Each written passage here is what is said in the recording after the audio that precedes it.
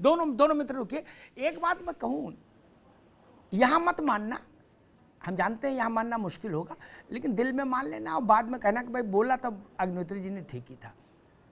मेरे पास ऐसे ऐसे लोग आते हैं चुनाव के टाइम में, जावेद अहमद, वो कहते हैं भाई जब सपा से टिकट हो जाए तो भी ठीक, सपा से लड़ लूंगा, भाजपा में भी गोटी बैठाल दी है, वहां से हो सकती है, सतीश मिश्रा से भी मिल आया हूं और प्रियंका गांधी से भी एक सेटिंग निकाल ली है, लेकिन लड़ना है इस बार चुनाव।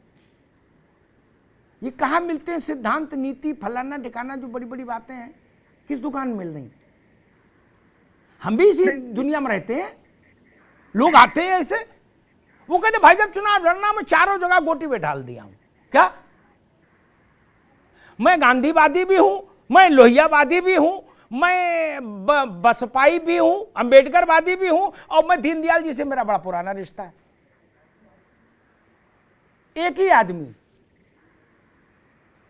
जावेद अहमद। नहीं, निश्चित रूप से राजनीति में लोग शोहरत दौलत हासिल करने के बाद या कुछ और कृत्य करने के बाद उनका एक ही रास्ता ऐसे लोगों का रहता है कि हम किसी तरीके से माननीय हो जाए। उनके लिए सिद्धांत और विचारों का कोई महत्व नहीं है।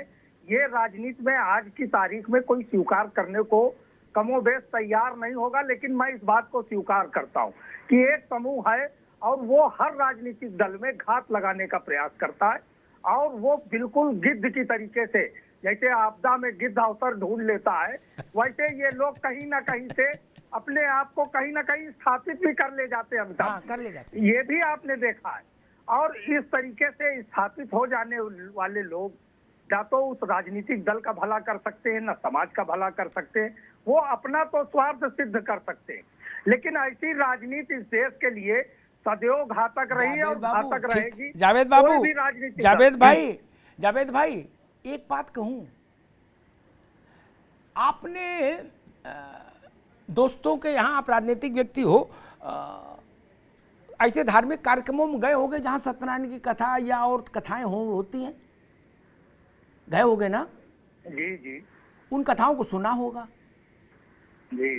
उन कथाओं के अंत में एक बात ही कॉमनली सब में आती है, एक गरीब आदमी था, वो कैसे फिर संपन्न हो गया, भगवान ने उसको आशीर्वाद दे दिया, उसकी कथा होती है पूरी, ठीक? बिल्कुल बिल्कुल। एक गरीब लकड़हारा था, वहां से लेके और आगे तक। तो अंत में ये प्रार्थना होती है कि हे भगवान, हे गणेश जी, हे शंकर जी, जो भी जिस देवता की कथा है, सत्यनारायण स्वामी, जैसे इसकी सुनी वैसे हमारी भी सुनना, ठीक? ये पकड़ के रखिएगा रोहित बाबू, आप भी। आदमी देखता है, अब मुझसे नाम मत लेवाना, नहीं तो बहुत विरोध हो जाता है, आप लोग लड़ाई मेरी सबसे करा देते हो, कि ये जो फलाने हैं ये साइकिल पे चलते थे और चप्पल में सेफ्टी पिन लगा लेते थे जब टूट जाती थी। अब 50 कारों का काफिला है, कोई कार 150-200 करोड़ से नीचे नहीं है। क्या व्हाइट हाउस बन गया साला, घर के अंदर जहाज उतर रहा, क्या? अब भैया बढ़िया सुरती खाक मस्त लोकतंत्र मजबूत कर रहे हैं। तो दूसरा भी कहता भाई जैसे इनकी सुनी तैसे हमारी भी सुनो। उसने भैया को कोई काम करते थोड़ी नहीं देखा ना, ईश्वर का नाम लो, कभी काम का तो मतलब ही नहीं। जिन्होंने लड़का पढ़ाने के लिए जमीन बेच दी, वो 200, 500, 1000, 2000, 5000 करोड़ के आदमी हो गए उनके लोग। तो पड़ोसी को मन में क्यों नहीं इच्छा आएगी? सुनील अरकवंशी जी, सब मानव हैं। जब ऐसा बृहद चमत्कार आदमी देखता है तो वो पागल हो जाता है, स्वाभाविक है। परी कथा जैसी है राजनीति भारत की। देवीलाल ने कहा था शरद यादव के लिए कि इसको कपड़ा हमारे पास आया था तो जो जोड़ी कुर्ता और धोती हमने दिलवाए थे इसको, क्या? जिसके पास कपड़े नहीं थे उसको कपड़े। और सुन लीजिए, वो थे, नाम भूल रहा हूं, बिहार के सांसद थे समता पार्टी के, राम संजीवन या क्या नाम याद है, उन्होंने मुझे बताया था कि सोचिए कितने पुराने सांसद, 30 साल पुरानी बात के, अग्निहोत्री मेरे पास एक दिन एक लड़का आया कार्यालय में पटना में, हवाई चप्पल पहने हुए, गुड़े मुड़े कपड़े पहने, बताया फला गांव से आया हूं, मेरा नाम रामविलास है, मैं पार्टी में काम करना चाहता हूं, क्या? तो उनका विकास लोगों ने नहीं देखा अर्कवंशी जी? तो अगर इच्छा है तो क्या बुराई है? राजनीति में तनख्वाह भी सबको मालूम है और सब विधायक सांसद बनते नहीं, लेकिन जो नेता हो गया माल मत्ता कमी नहीं रहती उसके घर। उसके बायोडेटा में यही लिखा रहता है कि पेशा समाज सेवा। अर्कवंशी जी जी, ये कौन सा जादू मंत्र है? मतलब समझ, थोड़ा इस पे प्रकाश डालो। नहीं, बिल्कुल आप की बात से मैं सहमत हूँ। जी। इसी बात को लेकर लोग राजनीति करने का काम करते हैं, मगर आप हमारे माननीय राष्ट्रीय अध्यक्ष श्री ओम प्रकाश राजभर जी का मैं जो नाम ले रहा हूँ उनसे बहुत अच्छी तरीके से वाकिफ हैं। आप भी अपनी कभी कभी डिबेटों में कहा करते हैं कि जिस तरीके का नेता आज की तारीख में जो अगर कोई ओम प्रकाश राजभर से स्पीक लेना चाहे तो ले सकता है।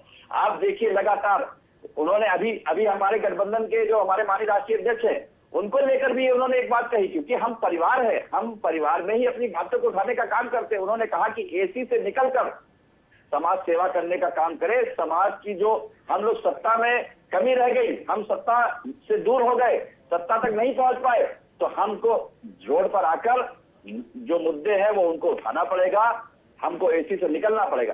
तो हमारे नेता लगातार आपने देखा कि किस तरीके से जैसे चुनाव खत्म हुआ 2022 का, लगातार मीटिंगों में लग गए।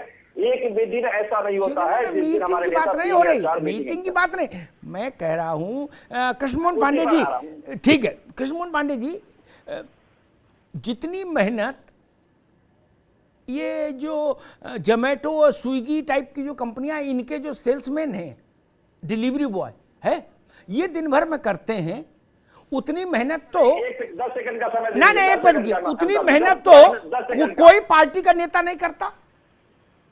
ये तो सुबह से रात तक दौड़ते हैं, क्या महीने में कमाते हैं 15,000, क्या?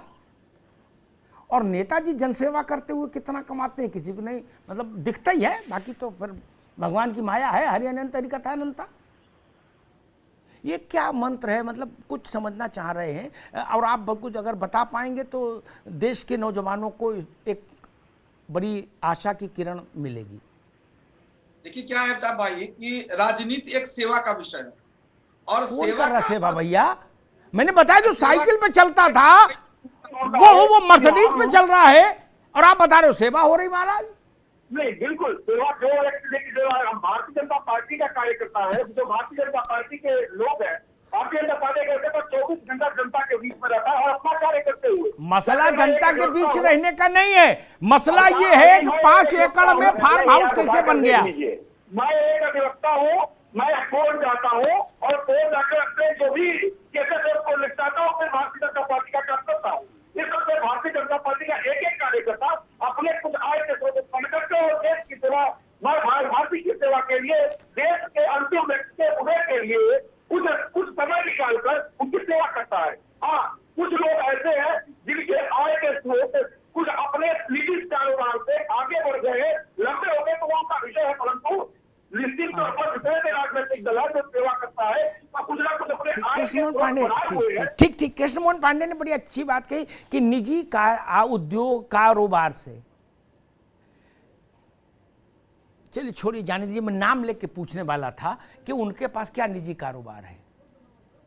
हमको मालूम है जन्नत की हकीकत क्या है, दिल को बहलाने के लिए गाली पे ख्याल अच्छा पांडे जी, है ना? जो पार्किंग के ठेके में काम करते थे वो सैकड़ों करोड़ के आदमी हो गए। पूरब की बात कर रहा हूं। जो साइकिल पे चूहा मार दवा बेचते थे वो 10,000 करोड़ के आदमी हो गए सेवा करते करते। उनके नाम ना कोई फैक्ट्री है, ना उनके नाम कोई उद्योग है, उनके कागज में लिखा है पेशा समाज सेवा। ये कहां से आया पैसा? तब भाई तो ऐसे लोगों के लिए ही ईडी और उत्तर प्रदेश की जांच एजेंसियां हैं जो बेच के पकड़ के जेल भेज रही है। अब भारतीय जनता पार्टी इस पे कार्य कर रही है और ऐसे लोग अब समाज में बहुत देर तक नहीं रह पाएंगे। जावेद अहमद, कृष्ण मोहन जी कह रहे हैं कि भाजपा ऐसे ही लोगों का इलाज करने के लिए उसकी सरकार ने ईडी और सब चीजों को लगा दिया। वहां नहीं जाएगा। जो इनकी पिछली सरकार के परिवहन मंत्री थे परिवहन जो विभाग भी के ठेकों में क्या हुआ था उत्तर प्रदेश में। गलत अरे तरीके स्वतंत्र से देव सिंह ने स्वयं कहा बुंदेलखंड में, स्वयं कहा वीडियो वायरल हुआ, खाओ नमक के बराबर खाओ, ज्यादा मत खाओ। योगी आदित्यनाथ जी को क्या कहना पड़ा, क्या कहा मुख्यमंत्री ने कि किसी तरीके से भ्रष्टाचार मुक्त उत्तर प्रदेश में या सेकेंड दिए, कहाँ से लाते हो कहाँ से खर्च करते हो, बताओ ना, चुनाव प्रचार में इतना उसको ये कहना होगा क्योंकि देश की तैयारी करता है और मजबूत हो रही है। मंच बनाते हो, ये रुपया कहाँ से लाते हो, भ्रष्टाचार। जैसे अमिताभ जी ने कहा, मैं 2 दर्जन से ज्यादा ऐसे लोग जानता हूँ जो आपकी सरकार में है, जो सरकार में विधायक है, मंत्री भी हो गए, शराब पीकर नालों में पड़े रहते थे, जिनके पास शाम को शराब पीने का पैसा नहीं होता था, वो इधर उधर से मांगते थे, वो आज मंत्री है और उनकी हैसियत कितनी हो चुकी है ये मत बताइए। ईडी का काम क्या है? अरे ईडी हेमंत बिस्वा के घर क्यों नहीं जाता? अब ईडी हेमंत बिस्वा के घर क्यों नहीं जाता? हम परिवार मुक्त की बात करते हो, आरएसएस क्या है? आरएसएस आपकी आपका कौन है? आरएसएस के परिवार के सकते हैं, 4 पीढ़ी का परिवार हुआ भारतीय जनता पार्टी के अंदर भरा हुआ।